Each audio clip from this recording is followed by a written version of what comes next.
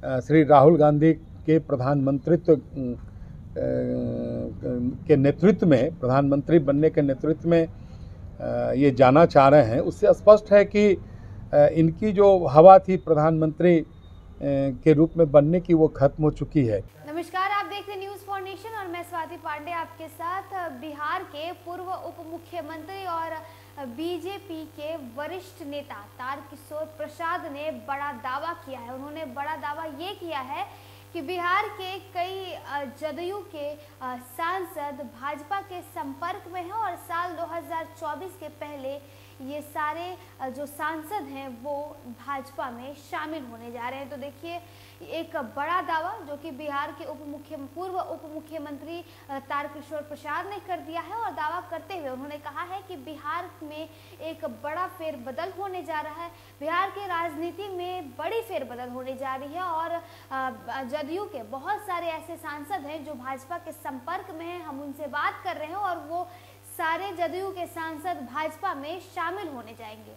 बिहार के पूर्व उप मुख्यमंत्री और बीजेपी नेता तारकिशोर प्रसाद ने बड़ा दावा किया है। तारकिशोर प्रसाद ने कहा है कि जदयू के कई सांसद बीजेपी के संपर्क में है। कहा कि सीएम नीतीश कुमार ने विपक्ष की ओर से राहुल गांधी को पीएम पद का उम्मीदवार मान लिया है, इसलिए अब जदयू के नेता और सांसदों को अपने फ्यूचर की टेंशन सता रही है। रविवार को तारकिशोर ने एक मीडिया चैनल से बातचीत में साफ साफ कहा कि जदयू नेता आशंकित हैं, यही कारण है कि जदयू के कई सांसद बीजेपी के संपर्क में हैं। तारकिशोर प्रसाद ने आगे कहा कि राजनीतिक परिस्थिति के अनुसार वह इस चीज का दावा कर रहे हैं। प्रधानमंत्री कौन होगा ये तो जनता तय करेगी, लेकिन नीतीश कुमार ने राहुल गांधी को विपक्ष की ओर से पीएम कैंडिडेट मान लिया है और यही कारण है कि जदयू के नेता और सांसद भविष्य को लेकर आशंकित है और चिंतित है।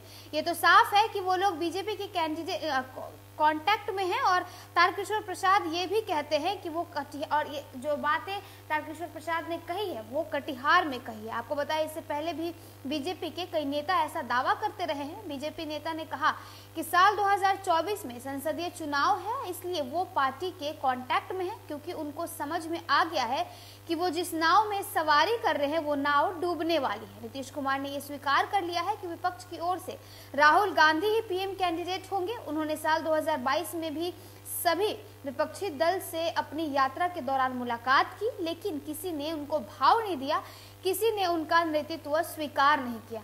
कयास ये भी लगाया जा रहा है कि अब तेजस्वी यादव बिहार के नए मुख्यमंत्री होंगे। इधर बीजेपी जदयू सांसद उनके कांटेक्ट में होने की बात कर रही है।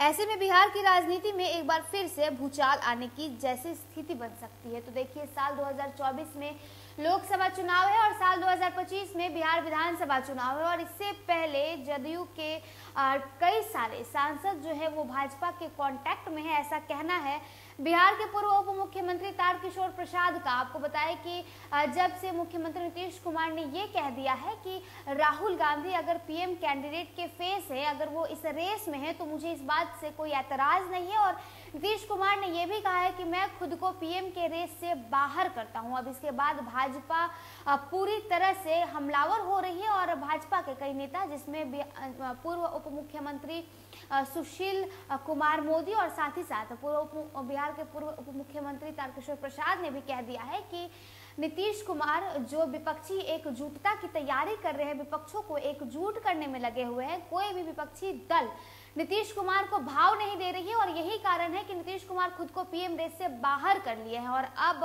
2024 से पहले बिहार में बड़ा फेरबदल होने जा रहा है, बिहार में बड़ी राजनीतिक हलचल होने जा रही है और यह हलचल ये होने जा रही है कि बिहार के जदयू के कई सारे सांसद जो है वो भाजपा में शामिल होंगे क्योंकि भाजपा के संपर्क में। और ये सारी जो बातें हैं वो तारकिशोर प्रसाद कटिहार में बोले हैं। क्या कुछ कह रहे हैं तारकिशोर प्रसाद, आपको सुनवाते हैं उनकी पूरी बातों को।